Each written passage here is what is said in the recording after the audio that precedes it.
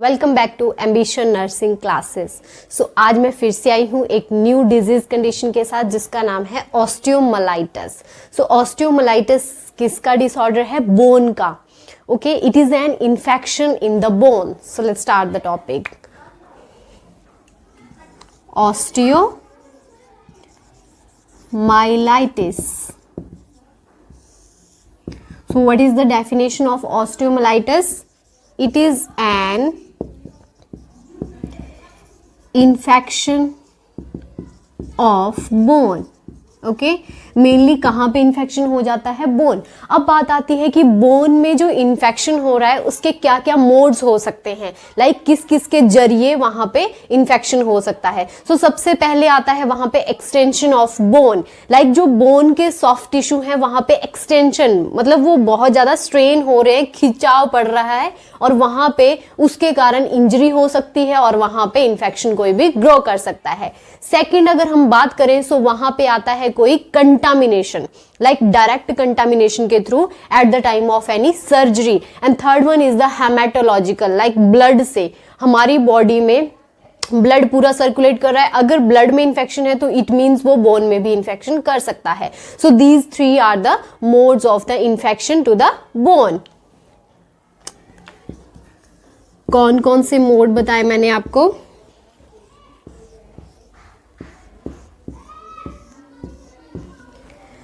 First one है extension of soft tissue, extension of soft tissue, या फिर आप बोल सकते हो due to any ulcer. Second one direct contamination, contamination direct contamination से भी हो सकता है। And the third one is the blood borne infection. So ये थ्री क्या है? Mode of infection to the bone, जिसके कारण वहां पे कौन सी डिजीज कंडीशन अराइज हो रही है? Osteomyelitis. So after the introduction and definition of the osteomyelitis हम देखते हैं इसके causes. Causes it means mainly क्या कारण है, क्या उसमें रिस्क फैक्टर रहते हैं कि पर्सन को वहां पे हो जाती है ऑस्टियोमालाइटिस की condition. After the definition and introduction of the osteomyelitis हम देखते हैं इसके causes and risk factor. So mainly अगर मैं आपको कॉजेज बताऊं सो इसमें रहता है लो इम्यून सिस्टम। अगर किसी पर्सन का लो इम्यून सिस्टम है या फिर आप बोल सकते हो उसकी इम्यूनिटी ऑलरेडी लो है, सो उसको इन्फेक्शन हो सकता है। सेकंड आता है पुअरली नरिश्ड, इट मींस वो अच्छे से न्यूट्रिशन नहीं ले रहा है, उसकी बॉडी बहुत ज्यादा वीक हो गई है, तब भी उसको वहां पे हो सकता है। थर्ड वन आता है ओबीज पर्सन। ओबीज पर्सन में आपको पता है मेनली वहां पे इन्फेक्शन होने के चांसेस रहते हैं बिकॉज जो उनकी इम्यूनिटी है, जो एनर्जी है वो कम रहती है। नेक्स्ट अगर हम बात करें सो वहां पे अगर कोई अनदर इन्फेक्शन है, लाइक उसको हो गया है रूमेटिक आर्थराइटिस, पहले से अगर उसको कोई इन्फेक्शन है सो वहां पे वो कॉज कर सकता है ऑस्टियोमालाइटिस की कंडीशन को। सो क्या क्या कॉजेज होंगे?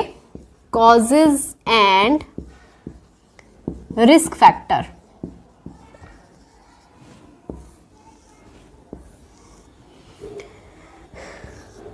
फर्स्ट वन कॉज रहेगा यहां पे लो इम्यून सिस्टम। लो इम्यून सिस्टम वहां पे कॉज कर सकता है। नेक्स्ट वन आता है poorly nourished, poorly nourished person. Third one any previous infection.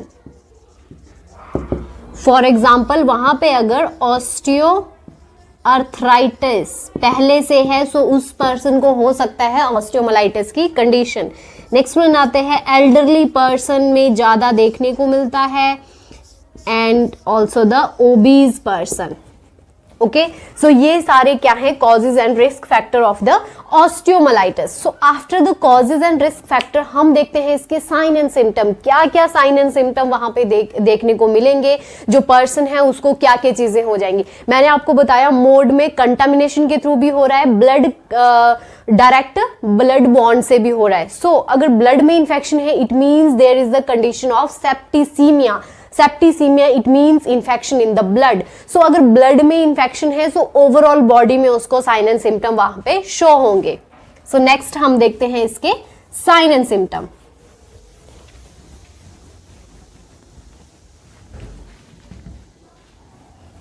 Next one is the sign and symptoms. So क्या क्या साइन एंड सिम्टम होंगे वहां पे? सबसे पहले तो बात करूं मैं septicaemia, it means infection in the blood, infection in blood. और ब्लड में अगर इन्फेक्शन है वहां पे रहेगा fever, chills, malice, it means थकावट रहेगी उसको, और joint and bone pen. Okay, next one tachycardia, जो हार्ट रेट है उसका वो भी इंक्रीज मिलेगा। नेक्स्ट वन, अगर हम बात करें कि कौन सी बोन में इंफेक्शन हुआ है, लाइक मेनली ये नीज को, हैंड्स को और जो फीट की जो बोन्स है उनको ये ज्यादा इन्फेक्ट करता है। सो कौन सी बोन में इन्फेक्शन हुआ है, सो उस साइड पे आपको स्वेलिंग दिखेगी, टेंडरनेस दिखेगी, रेडनेस दिखेगी, ये सारी चीजें वहां पे देखने को मिल सकती हैं। सो नेक्स्ट मैं लिख रही हूं swelling. Next one redness, tenderness, tenderness मतलब टच करने पे पेन होता है at the infection site. And the last one is the fatigue. So ये सारे साइन एंड सिम्टम है जो ऑस्टियोमाइलिटिस वाले पर्सन को देखने को मिलेंगे, जिसमें सबसे पहले मैंने आपको बताया सेप्टिसीमिया, इट मींस ब्लड में इंफेक्शन, उसकी वजह से fever, chills, malice, joint bone pen, tachycardia, swelling, redness, tenderness, fatigue, ये सारे साइन एंड सिम्टम कोलैबोरेट करके वहां पे देखने को मिलेंगे to the osteomyelitic patient. So after that osteomyelitis की साइन एंड सिम्टम तो हो गए। अब हम देखते हैं हम इसको कैसे डायग्नोज कर सकते हैं कि हमारी बॉडी में हो गया है ऑस्टियोमाइलिटिस। सो नेक्स्ट हम देखेंगे इसके diagnostic sign and symptom of the osteomyelitis. हम देखते हैं इसके diagnostic evaluation. So diagnostic evaluation में सबसे पहले तो आप करोगे physical examination and the history taking. Physical examination में वहां पे आप चेक करोगे एनी टेंडरनेस, स्वेलिंग, रेडनेस और any purulent discharge, because there is a infection. अगर वो ओपन हो गया है, जो वुंड है वहां पे अगर वो ओपन है, सो वहां पे आपने डिस्चार्ज देखना है, उससे फाउल स्मेलिंग भी आ सकती है। और अगर हम बात करें हिस्ट्री की, सो हिस्ट्री में चेक करनी है present and past history. So next one is the diagnostic evaluation. So diagnostic evaluation में सबसे पहले आता है physical examination. Physical examination, physical examination में चेक करोगे swelling, redness, tenderness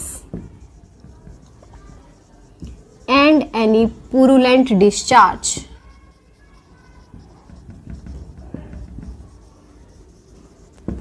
second one is the history taking.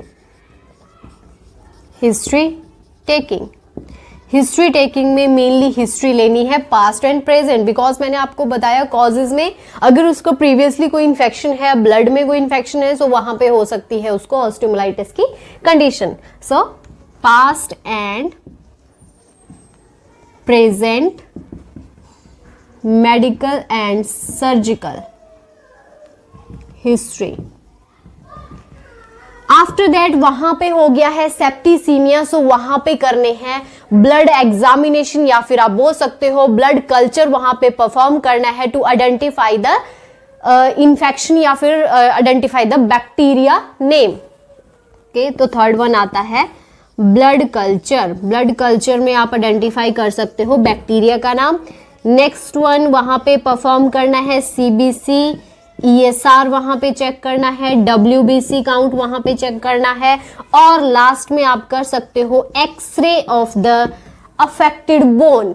कोई भी बोन है, लाइक अगर ह्यूमरस है, सो ह्यूमरस का क्या करना है, वहां पे एक्सरे परफॉर्म करना है। सो ये क्या है overall diagnostic evaluation for the osteomyelitis, जिसमें आपने फिजिकल एग्जामिनेशन करना है, हिस्ट्री टेकिंग, देन आपने blood culture, CBC, ESR, WBC and x ray वहां पे परफॉर्म करना है।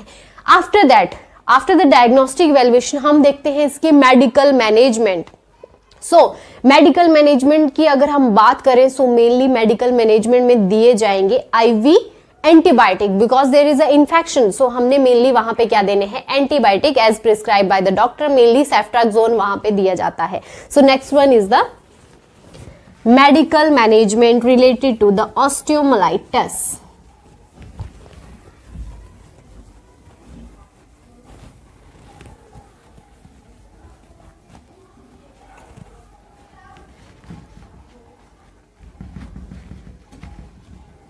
Next one is the medical management. So medical management में सबसे पहले आएंगे IV एंटीबायोटिक थेरेपी, जिसमें फॉर एग्जाम्पल मेनली दिया जाता है सेफ्ट्राक्सोन. और जो सेफ्ट्राक्सोन है या फिर जो एंटीबायोटिक थेरेपी जो दे रहे हैं वो कितने वीक्स तक कंटिन्यू रखनी है, 3 to 6 वीक्स के लिए, या फिर आप बोल सकते हो 1.5 मंथ के लिए.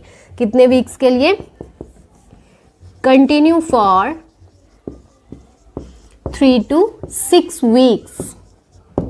बीडी यहां पे देते हैं, it means 2 times a day BD देना है. और अगर वहां पे infection after the week of 3 to 6 weeks के बाद भी अगर इन्फेक्शन नहीं कंट्रोल में हो रहा है, सो जो पेशेंट है उसको ओरली हमने एंटीबायोटिक फॉर द 3 मंथ के लिए कंटिन्यू रखना है. Okay, if the infection not control then gives antibiotic per oral for 3 months. Okay, so ये क्या थी, medical management of the osteomyelitis. After the medical management हम देखते हैं surgical management of the osteomyelitis. So surgical management की अगर हम बात करें, सो मेनली जो सर्जरी है वो दी जाती है अकॉर्डिंग टू द इन्फेक्शन, या फिर आप बोल सकते हो according to the incisional site. Like कहीं पे इन्फेक्शन है, अगर वो ओपन वुंड हो गया है, सो क्या करना है, जितना भी वहां पे पुरुलेंट डिस्चार्ज है उसको इरिगेट करना है with the normal saline. So next one is the surgical management. Surgical management में क्या होगा, if the infection site is open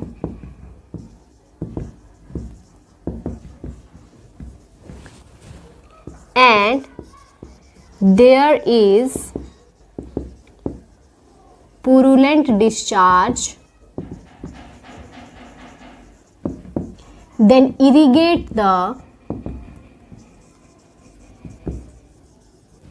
discharge